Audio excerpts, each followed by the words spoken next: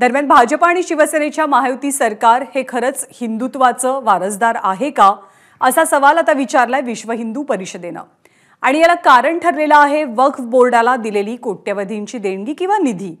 हा निर्णय दुर्दैवी आहे अशी टीका विश्व हिंदू परिषदेचे महाराष्ट्र गोवा प्रांत महामंत्री गोविंद शेंडे यांनी केलेली आहे। हिंदूंच्या मंदिरांवरती सरकार कब्जा करून तिथल्या पैशांचा गैरवापर करतं, तो पैसा वक्फ बोर्डाला देतं आणि जेव्हा हिंदू समाज हिंदू मंदिरं मुक्त करण्याची मागणी करतो तेव्हा सरकार त्याकडे दुर्लक्ष करतं असा आरोप सुद्धा विश्व हिंदू परिषदेचा आहे। महाराष्ट्र शासनाने वक्फ बोर्डाला 10 कोटी रुपयांचा निधी मंजूर केलेला आहे आणि विश्व हिंदू परिषदेने महाराष्ट्र शासनाच्या या निर्णयावर तीव्र आक्षेप नोंदवलेला आहे। याच विषयावर बोलण्यासाठी आपल्यासोबत महाराष्ट्र आणि गोव्याचे विश्व हिंदू परिषदेचे महामंत्री गोविंद शेंडेजी आहे। गोविंदजी, महाराष्ट्र सरकारचा जो निर्णय आहे तो आपल्याला का रुचत नाही आहे, का आक्षेप आहे? मुळामध्ये आमची अशी मागणी आहे की वक्फ बोर्ड जो आहे हाच बरखास्त केला पाहिजे। काय गरज आहे त्याची? आणि दुसरी गोष्ट ही की त्यांना इतका पैसा देण्याची गरज काय? कशा करता इतके लाजलुपत करायची त्यांची? कशाला इतके मानमन्ना करायची? कशाला इतकं त्यांच्या डोक्यावर बसवायचं? एकीकडे तुम्ही वर्ल्ड बोर्डला इतके पैसे देता, ज्या वर्ल्ड बोर्डकडे कोट्यांशी रुपयांची संपत्ती आहे त्याला तुम्ही पैसे देता आणि हिंदू मंदिरांवर ते कब्जे करता। हिंदू मंदिराची जे संपत्ती आहे, त्याचा जो पैसा आहे, तिथे येणारं जे दान आहे त्याचा उपयोग तुम्ही करता। हिंदूंच्या टॅक्समधून पैसा जो येतो तो पैसा तुम्ही वर्ल्ड बोर्डला देता। हे योग्य आहे का?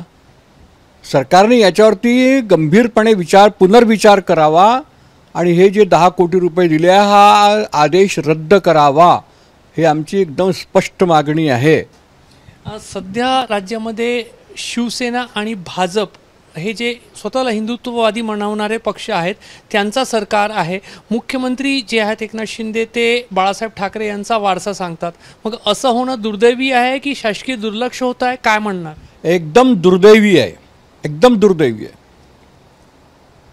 हिंदुत्वाचा वारसा घेऊन चालणारे जर ह्या प्रकारचे कार्यवाही करणार असतील मग त्यांना हिंदुत्वाचे वारसे म्हणावे की नाही म्हणावे हा प्रश्न निर्माण होतो जनतेसमोर।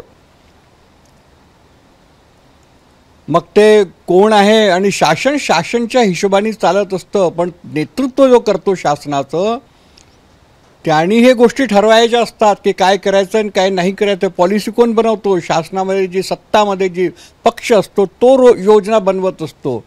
शासन तर शासनाच्या हिशोबाने चालतं, योजना बनवणारा कोण आहे? आजपर्यंत तुम्ही हे का बरं करताय? काय गरज काय आहे याची सगळ्या करायची? म्हणून आमचं मागणी हेच आहे की ह्या आपला जो वक्फ बोर्ड जो आहे त्याच्याकडं कोट्यांशी रुपयाची संपत्ती आहे म्हणून त्याला पैसे देण्याची गरज नाही आहे। पण वक्फ बोर्ड जो आहे तो सध्याच्या कायद्याने स्थापन झालेला एक संस्था आहे आणि अल्पसंख्याक समाजाच्या मुस्लिम समाजाच्या काही धार्मिक जे काही संस्था आहे किंवा आहे त्याच्यावर देखरेख ठेवणारी एक संस्था आहे। तर त्यांना सरकारने पैसे देणे हे आपल्याला बेकायदेशीर का वाटतंय? आणि कुठेतरी हिंदू मंदिरांसंदर्भात सरकारची भूमिका वेगळी आहे म्हणून त्याबद्दल आक्षेप आहे की वक्फ बोर्ड नकोस अशी आपली भूमिका आहे? एकतर वर्ल्ड बोर्डची जी स्थापना झाली ती चुकीची आहे, काही गरजच नव्हती। काय आवश्यकता होती? काँग्रेसचं जेव्हा शासन होतं केंद्रामध्ये तेव्हा हे स्थापन झालेलं आहे।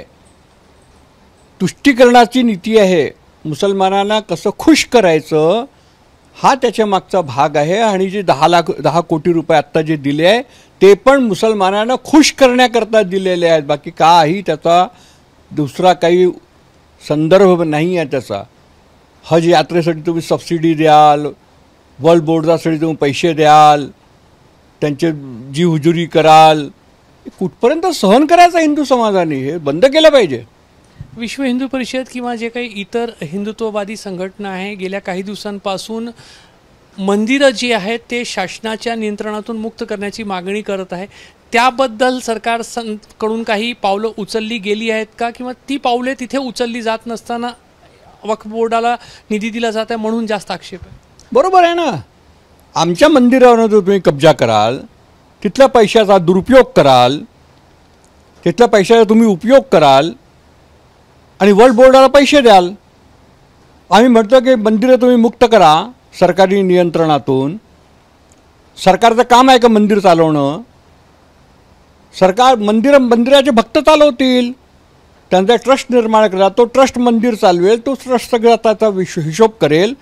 तुम्ही कशाला त्याच्यामध्ये लुडबुड करताय? तुम्ही कशाला त्याच्यामध्ये हस्तक्षेप करताय? तुम्ही आता आपला हस्तक्षेप बंद करा आणि मंदिर हे भक्तांसाठी सोडून द्या, भक्त चालवतील मंदिर, अशी आमची मागणी आहे. आम्ही हा विश्व हिंदू परिषदेने केंद्रीय बैठकीमध्ये सुद्धा याचा प्रस्ताव पास केलेला आहे की मंदिर हे शासकीय नियंत्रणातून मुक्त झाले पाहिजे. आता या वक्फ बोर्डाला जे 10 कोटी रुपये मंजूर करण्यात आले आहे, ज्याच्यामधून 2 कोटी रुपयाचा निधी कदाचित देण्यातही आलेला आहे, या संदर्भात मुख्यमंत्री आणि उपमुख्यमंत्र्यांकडून काय अपेक्षा? आम्ही योजना करतोय राज्यपालांना भेटण्याची. जमल्यास मुख्यमंत्री आणि उपमुख्यमंत्र्यांची पण भेट घेऊ. पण समाचारपत्राच्या माध्यमातून आणि इलेक्ट्रॉनिक मीडियाच्या माध्यमातून हा विषय आम्ही उचललेला आहे. मला असं वाटतं की महाराष्ट्र सरकार याच्यामध्ये दखल घेईल, विश्व हिंदू परिषदेचं म्हणणं ऐकून घेईल, योग्य ती कार्यवाही करेल आणि जर नाही केली तर मग पुढे पाहू काय करायचं. तर वक्फ बोर्डाला अल्पसंख्याक विभागाकडून जे काही 10 कोटी रुपयाचा निधी मंजूर करण्यात आलेला आहे त्या संदर्भात विश्व हिंदू परिषदेचा तीव्र आक्षेप आहे. हिंदुत्वाचा वारसा तुम्ही एका बाजूला सांगता, सरकार चालवताना हिंदुत्वाचा मुद्दा पुढे करता, मग अशा पद्धतीचे निर्णय कसे काय होतात असा एक प्रश्न जो आहे ते मुख्यमंत्री आणि उपमुख्यमंत्र्यांना विश्व हिंदू परिषदेकडून विचारला जात आहे. कॅमेरामॅन अतुल हिरडेसह रजत वसिष्ठ, एबीपी माझा, नागपूर. एबीपी माझा, उघडा डोळे बघा नीट.